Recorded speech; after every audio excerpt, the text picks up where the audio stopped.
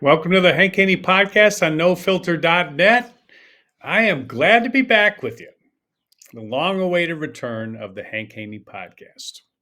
Brought to you by haneyuniversity.com, my website. That's where you find out about lessons from me. You find out about my new studio, the Haney Golf Studio in Deerfield, Illinois. And you also register for my free instructional videos that go out on a weekly basis. So go to haneyuniversity.com and check that out. All right, my review of the Players' Championship. I have to admit, this is was the first tournament this year that I was totally into. I was dialed into watching the Players' Championship, the so-called wannabe fifth major, which I'm going to talk about that also. But let's just talk about the tournament first. Rory McIlroy wins in a playoff over JJ Spaun. He wins his 28th tour event, which is pretty darn good. I mean, that's like amazing achievement. And considering the fact he also won 18 times on the European Tour.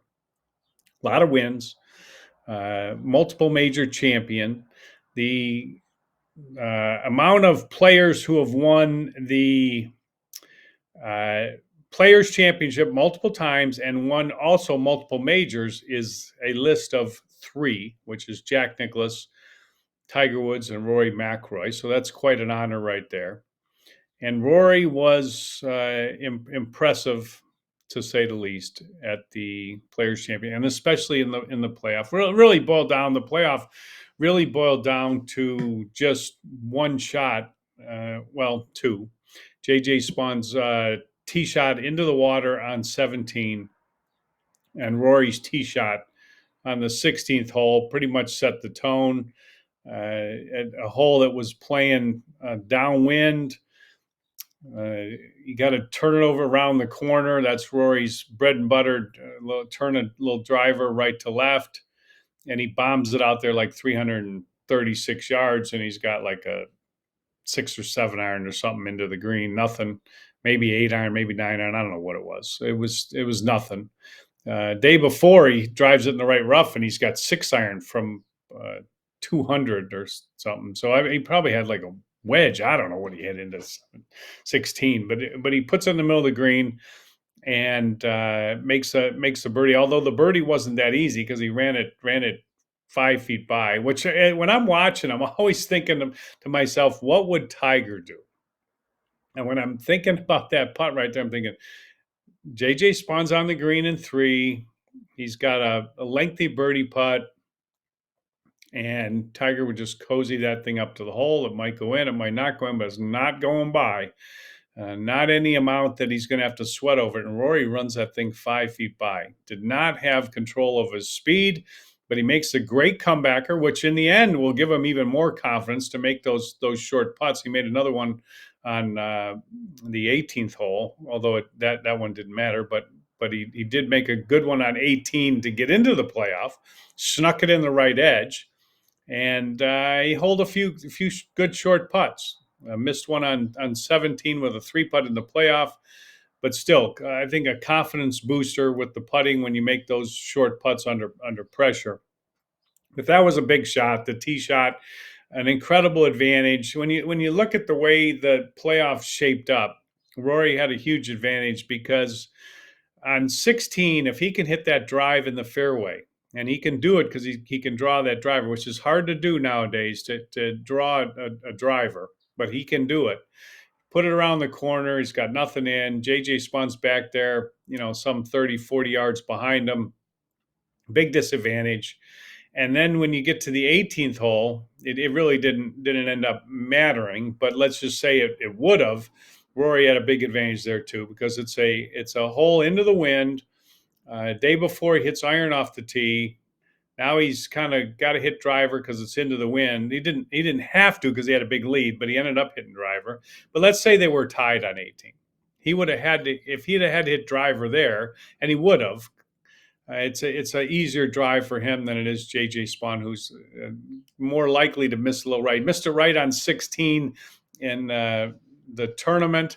and then in regulation, and then on 18 he he blew it way right, and he missed it right just in the edge of the rough on 18 in the first go around. So I gave the edge to Rory.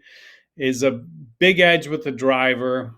Driving is so important. As I always say, distance is the most important thing in determining your potential in the game. And Rory, it just absolutely bombs it off the tee. Although his driving wasn't maybe as good as it usually is, they talked about that, but he still was 17th off the tee for the tournament, and there's nothing bad about that. I mean, you finish 17th off the tee every week, and you're probably finishing first in driving for the year on the PGA Tour. So I wouldn't consider that to be like a terrible driving week. His other statistics: he was fifth in approach shots, 51st around the green, and 10th in putting. 10th in putting for Rory is a big thing. I always talk about hitting the parlay, and that is top 10 ball striking, top 10 putting. And if you do that, usually it's winner, chicken dinner on the PGA Tour.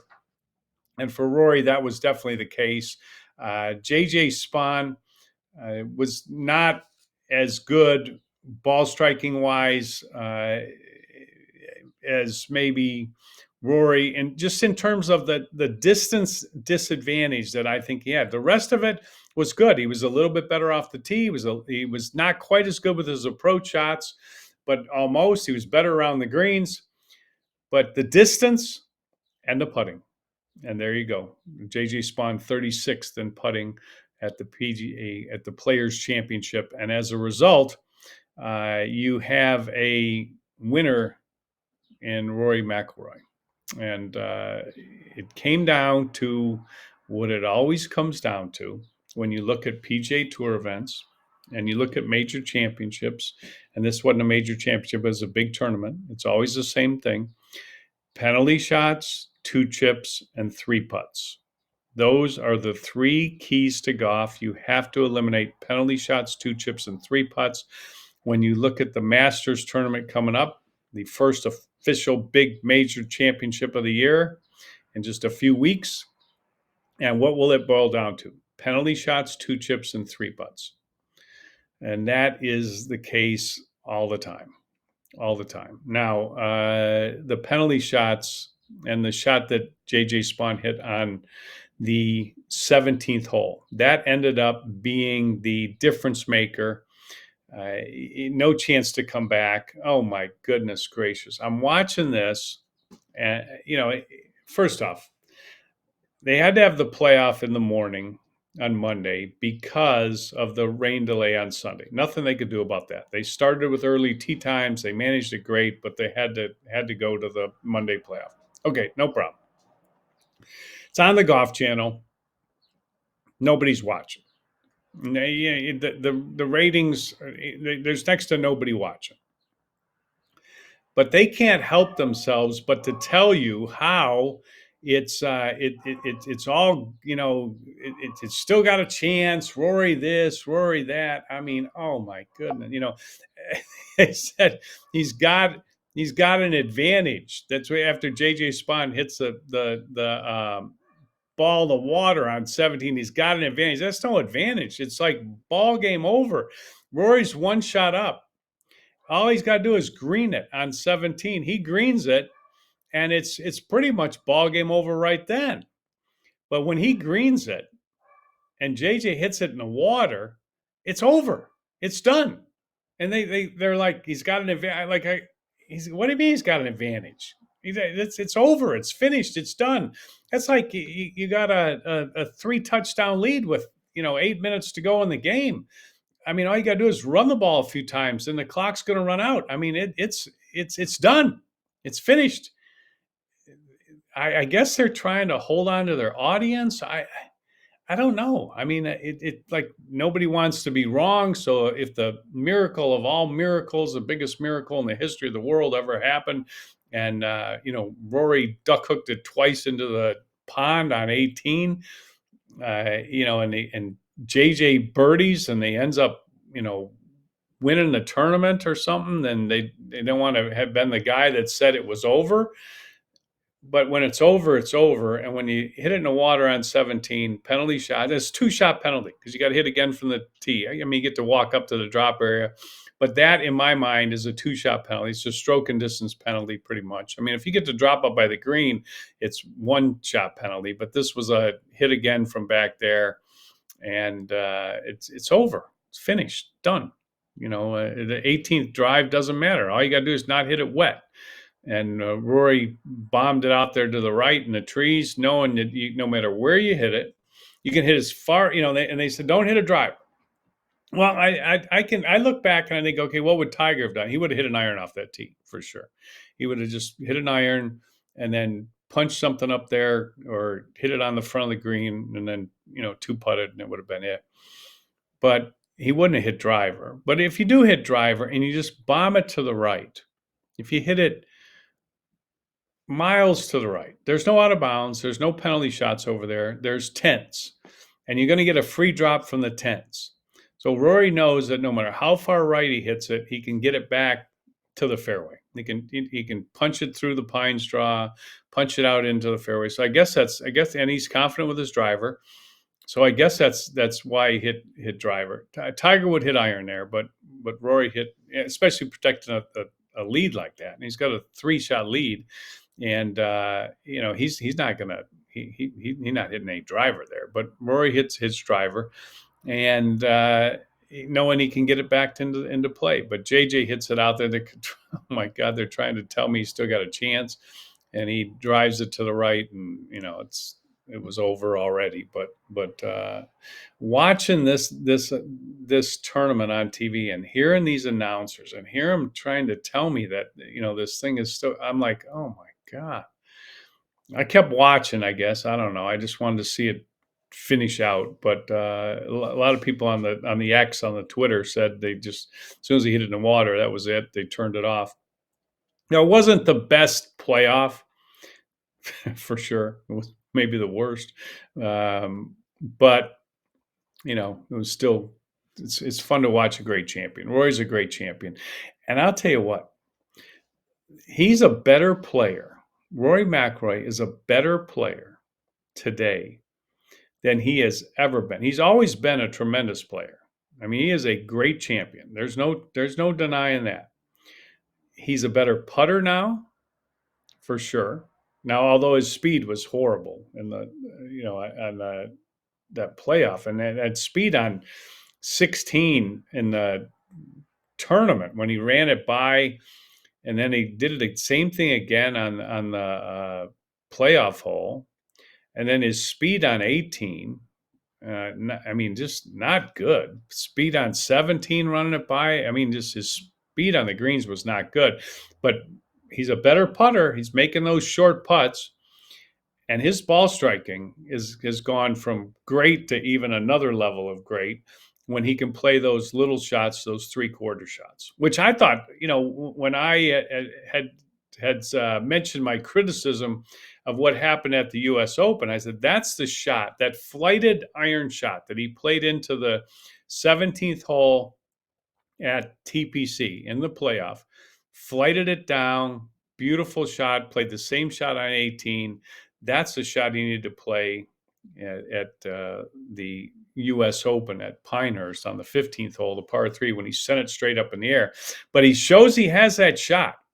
And when you have that shot, when you can control the trajectory of your ball, you can control the distance you hit it, and it makes it so that every single hole is an attackable hole position.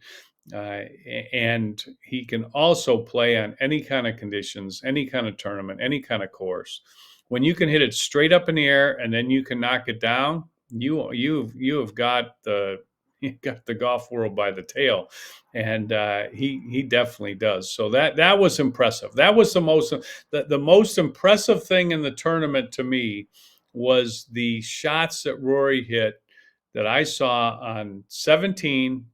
Flighted, controlled 9-iron into the green on the playoff hole, and then the flighted wedge. It's just the third shot after chipping out on 18 in the playoff, but how he flighted that shot down That's impressive. There's not many guys that have the ability. I mean, it's a handful.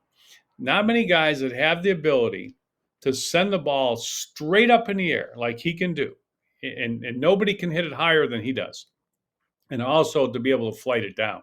That is a special, unique talent, and incredibly impressive.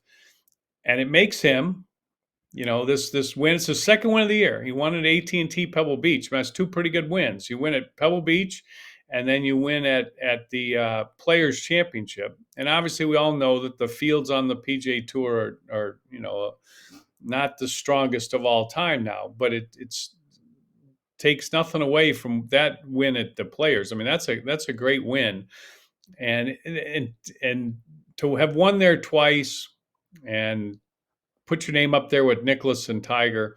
I mean, that's a special win. He is the odds-on favorite now. I mean, I don't think there'll be any doubt that he'll be the betting favorite going to Augusta. Now, that's where the pressure of having not won the Masters is unique. It's a unique pressure to Rory trying to complete the career Grand Slam, knowing that you're the best player who's going the best right now. He's second ranked in the world, but closing in on number one. I mean, at least he's closing the gap. Scheffler hasn't won yet this year, although he's had 5 tournaments and all top 25s. He's had 2 top 10s, but he's not, off to the start that I think he is probably accustomed to after the last few years. Certainly he's not, running over everybody like he was. But Rory's going to be the favorite going to Augusta. And that's a position that will be one that is not an easy position to have. It's one that he's kind of been at before, though, and we'll see how he handles it this time. It really, I think he's got to get his speed better on his putts. But that was tough at the Players with the rain and the late in the day. Then you're coming out early in the day. They just cut the greens. I'll give him a little slack on that. If his putting stays like it is, and he keeps hitting the ball like he is, which there's no reason to think that he won't, he should be right there at Augusta. But it's golf, and anything can happen. And at the end of the day, 1 or 2 shots make a big difference, and it's the penalty shots, the 2 chips, and the 3 putts that'll be the difference. But if you told me Rory has no penalty shots and he has 2 or 3 putts for the week at Augusta, I would tell you he's right there at the top, and that's what I think we're looking at, and it's going to be fun leading up to it. It was fun watching the Players Championship, fun watching what is an iconic golf course. I think when we talk about what needs to happen on the PGA Tour to make it more interesting, one thing is interesting golf courses, and the Players Championship. That golf course is a TPC Sawgrass. That's a great course. I mean, that's an iconic course. Everybody knows the course. Everybody knows the shots. With the distance the players are hitting, the 18th hole isn't what it used to be. There's no doubt about that. But 17 is still what it used to be, and 16 is a great 2-shot par 5. So I think it's a great tournament, and I have to say I enjoyed watching that tournament way more than any tournament this year. So happy to give you a little review on that. But big win for Rory. A lot of players that they were trying to tell you had a chance going in there on Sunday, but that was kind of Rory's tournament. And when it's your tournament and you can come through at the end, it's pretty impressive. So hope everybody enjoyed the podcast. Make sure you check out all my podcasts on nofilter.net, and we will talk to you soon on the Hank Haney Podcast.